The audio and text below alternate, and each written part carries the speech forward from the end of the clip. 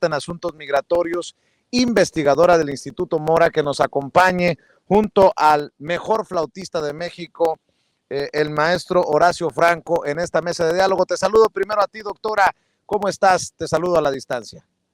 Muy buenas tardes, buenas nochecitas ya, Vicente. Pues bien, contenta de verte y bueno, pero acompañando también la transmisión que están dando. Gracias siempre. Gracias, doctora. Maestro Horacio Franco, te abrazo a la distancia. ¿Cómo estás? Querida Leti, qué gusto, en verdad qué honor compartir esta mesa con esta mujer maravillosa y contigo, qué trabajo de campo están haciendo ustedes, muy bien, de ver, se sacan un 10. Tu diálogo ahorita con este hombre de Guanajuato, qué civilizado, qué maravilla, cuando se logra un entendimiento, aunque sea con diferencias, pero el entendimiento y el logro de poder con una dialéctica correcta, justa, fina, como periodista, tus inteligentes preguntas y sus respuestas también que parecen bastante honestas, como bien decía Jaime. Creo que has logrado mucho con esta entrevista y has logrado hermanar mucho lo que todos los ciudadanos comunes y corrientes queremos, hermanarnos, aunque seamos diferentes.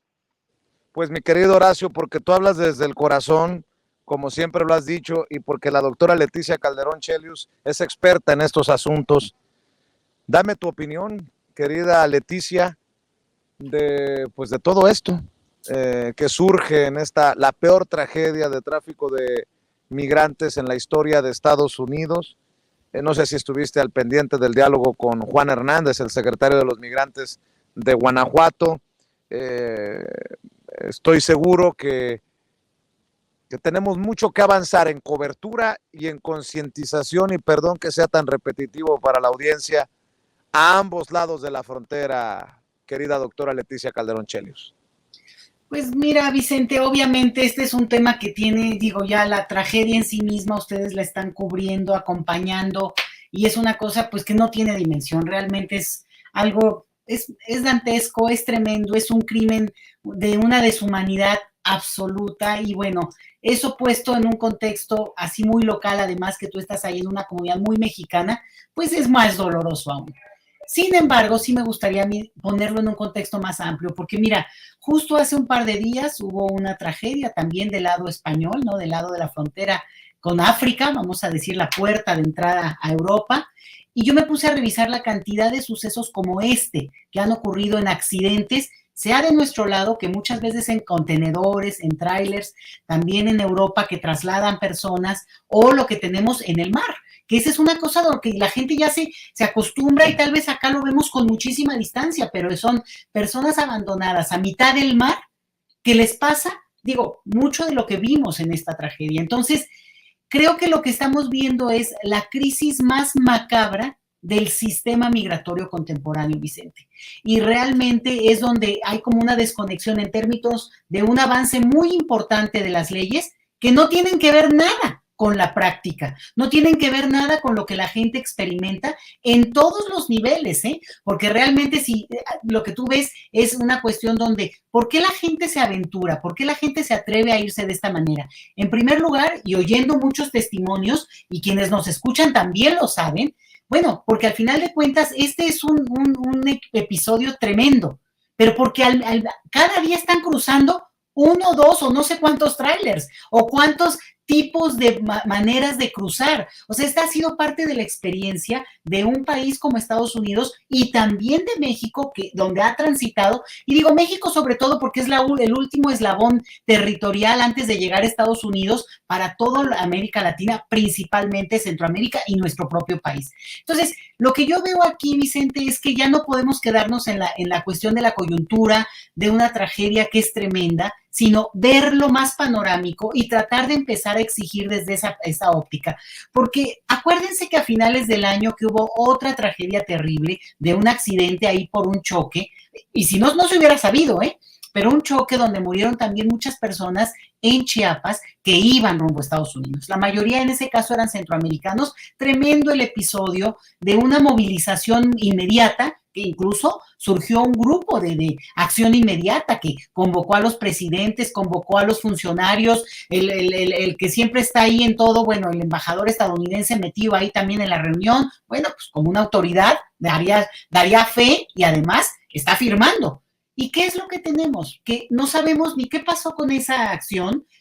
qué resultó y qué consecuencias en términos de acuerdo se dieron. Y te lo digo yo, que acompaño estos temas de migración. O sea, imagínate si yo no me entero, aunque le rasque y le busque. Entonces, yo sí creo que hay un poco, no sé, una actitud que dejó mucho los temas de migración para un área que la está llevando en el caso de México, pero que no nos deja acompañar, Vicente, no ayuda. Y esta tragedia lo que hace es que lo demuestra. Tú ahorita que hablabas también con Juan, me parece que es súper interesante y súper importante destacar varias cosas. Digo, no me puedo extender y me quiero extender tanto, pero híjole, de verdad que este es un tema que pues me da de verdad mucha pena, mucha tristeza, porque al final de cuentas el dolor de las personas, cada uno lo podemos entender, ¿no? Es tremendo. Pero lo que quería decir que tiene que ver con, al final de cuentas, es esta situación en la que tenemos, por un lado, un cierre, unas leyes, ¿no? Que ahora que hablaban de que el MPP que se va a modificar, vamos a esperar a ver bien cómo se da, ¿eh? Ojo con eso, Vicente, también está pendiente el título 42, una serie de restricciones y que posiblemente, eso no depende de Biden, eso depende de un escenario más en el Congreso, pero francamente, si hubiera una coyuntura que llegara a favorecer a los demócratas, mínimo que ya resuelvan el tema de la gente que está en limbo migratorio hace tantos años en ese país y que les ha servido tanto y que al final de cuentas ahí se van a quedar. Entonces, como que por lo menos poder verlo como por partes, porque al final de cuentas lo que tenemos es que metemos en un solo saco todo el tema migratorio. Entonces, el gobierno de México no puede empujar, no puede insistir, no puede presionar, puede mencionar, pero ojalá por lo menos Dreamers, DAPAS y todo este tema que tiene que ver con quienes están allá a la espera de hace tanto pudiera avanzar. Eso depende de los políticos en Estados Unidos. Y del lado mexicano, agárrate que yo puedo estar aquí 3 horas, no lo hago por respeto también a mi querido Horacio Franco y que te agradezco que me dejaras tomar el micrófono tanto, Vicente. No, hombre, doctora, vaya preparándose, tenemos que hacer un programa sobre los diputados migrantes. Los diputados migrantes que llegaron a la Cámara de Diputados en México por estos migrantes y no los veo por ningún lado, ni los del PAN, ni a los del PRI, ni a los del Movimiento Ciudadano, ni a los de Morena, ni a los del PT, ni a los de ningún partido los he visto por acá, los diputados migrantes brillando por su ausencia. Mi querido Horacio Franco, hablo de una necesidad de cobertura, porque esto es lo que tenemos que contar, este dolor por las muertes de los migrantes es lo que tenemos que contar sobre los migrantes, que es parte de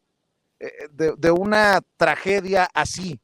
pero el dolor va acompañado del migrar. La gente no está muchas veces acá por gusto, está por necesidad, huyendo o de la pobreza o de la violencia, y pues no podemos quedarnos. El presidente ha hecho, creo, un cambio muy importante en el discurso de hablar de héroes y heroínas que envían más de 40,000 o 50,000 dólares de remesas, pero más allá de las remesas, más allá de los números, más allá del dinero, está el drama humano, y este es el que tenemos que retratar, y si nosotros ponemos un pequeño granito, pues esa será nuestra aportación, como siempre lo he dicho, a esta cuarta transformación, mi querido Horacio. Mira, yo estoy totalmente de acuerdo con lo que estás diciendo y con lo que la doctora Chelius dijo también, pero yo quiero entrelazar esto de lo que estamos hablando y ahí el punto, el meollo, sobre lo que refirió hoy el presidente como el nazismo latente. Todos estos sucesos que han propiciado, que han orillado todas estas tragedias, tanto la humanitaria a largo plazo como estas cosas a corto plazo que han sido verdaderamente nefastas, como la de España con Marruecos, la frontera de España y Marruecos, y lo que pasó anteayer en Texas. Todo es culpa, en realidad, o sea, sí, por la falta de oportunidades, por la falta de trabajo, porque la gente se quiere quedar en sus lugares, pero ha habido en realidad con los gobiernos anteriores un cierto, en realidad sí, y en Europa lo sigue habiendo y también en Marruecos lo hay, en África, en todos lados hay, porque todos los gobiernos llevan una parte fascista o una parte nazi o una parte pinochetista, como la quieran llamar, o sea, a mí no me importa cómo, pero es una, cómo se llame, pero es una cuestión de considerar ciudadanos de segunda, ¿no? A sus ciudadanos mismos, ciudadanos de segunda, ¿no? Les pasó a esta tribu de África, les pasa a los guatemaltecos que no son ricos, que no son rubios, que son, porque Guatemala es un país muy racista y me ha constado muchas las veces que he ido, me ha constado mucho, pues en Honduras la falta de oportunidades también y la diferencia entre ricos y pobres que hace que los ricos se vuelvan en un momento dado no confesionalmente nazis o fascistas, pero sí hacen que en un momento dado la gente pobre no tenga oportunidades como precisamente hicieron con las leyes de Nuremberg de 1935, los nazis, donde les prohibieron a los judíos tener, y ahora sí en mala leche, ¿no? Tener propiedades, tener carreras, etcétera, etcétera. Eso se lo hicieron a los judíos en Europa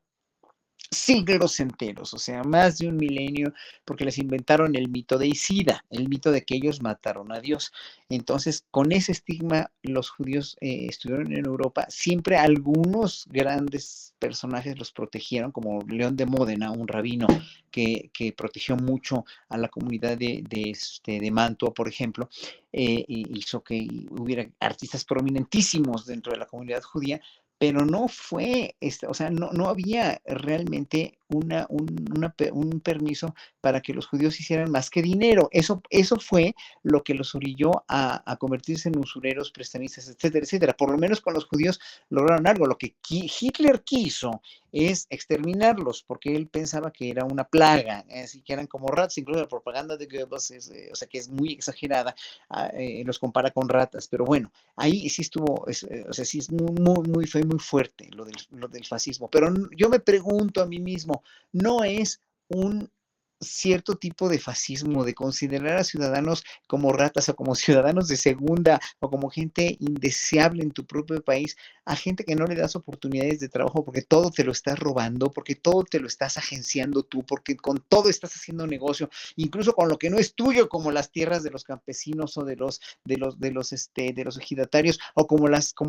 tierras mismas mineras de este país? O sea, ¿no es eso un tipo de fascismo para con la gente de a pie? O sea, y todo eso vestido de democracia, porque todo el fascismo finalmente acaba, como no tiene excusa humanitaria que lo sustente, que lo respalde, se van precisamente a las dictaduras blandas, o a las dictaduras como la que teníamos aquí en México, la dicta blanda, no la dictadura, o como las dictaduras más duras como la de Hitler o Pinochet. Finalmente tú estás estigmatizando a un grupo de gente que consideras inferior porque así lo consideraban y así lo sigue considerando la gente que no está en la sintonía con lo que debe pasar en este país, con la cuestión de la repartición igualitaria de la riqueza, y entonces hace precisamente un cierto tipo de fascismo de nación, como le quieran llamar ustedes, no importa el nombre, pero es un demonio que los seres humanos llevan o llevamos adentro cuando no entendemos que en este mundo no hay ciudadanos de primera y ciudadanos de segunda, y no tienes por qué pagar los platos rotos de